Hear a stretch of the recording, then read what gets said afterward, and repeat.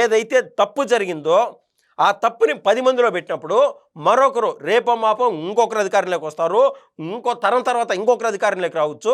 ఎవరు అధికారంలో ఉన్నా కూడా ఇలాంటి తప్పులు రిపీట్ అయితే శిక్ష అనుభవిస్తారా స్వామి అని యావత్ పబ్లిక్కి భయం పెట్టే విధంగా జరిగినటువంటి విషయాన్ని ఎలవేట్ చేసే విధంగా అసెంబ్లీలోనూ శాసనమండలిలోనూ చర్చ జరిగింది.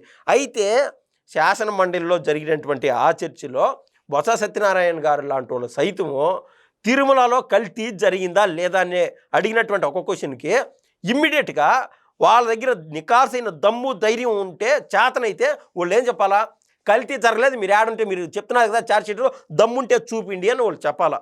అది అది జరగకపోగా హెరిటేజు కల్తీ ఇందాపూర్ అంటున్నారు, అదేవిధంగా బోలేబాబా డైరీ అంటున్నారు. బోలేబాబా డైరీ అన్నారు, చెప్పినారు ఒరే నాయన బోలేబాబా పేరుతో 10 ఉంటాయి, లేకుండా ఉంటే ఈశ్వర్ అనే పేరుతో 10 ఉంటాయి, అశోక్ అనే పేరుతో ఇంకొక 10, 7, 8 ఉంటాయి. కానీ ఒకడు అశోక్ కుమార్ కావచ్చు, ఇంకొకటి అశోక్ వర్ధన్ కావచ్చు, ఇంకొకటి అశోక్ రెడ్డి కావచ్చు, ఇంకేదైనా కావచ్చు, వాళ్ళ పేర్ల నిమిత్తము ఆయా స్టేట్స్ వైస్గా వాళ్ళ సొంత కంపెనీలు పెట్టుకుంటారు.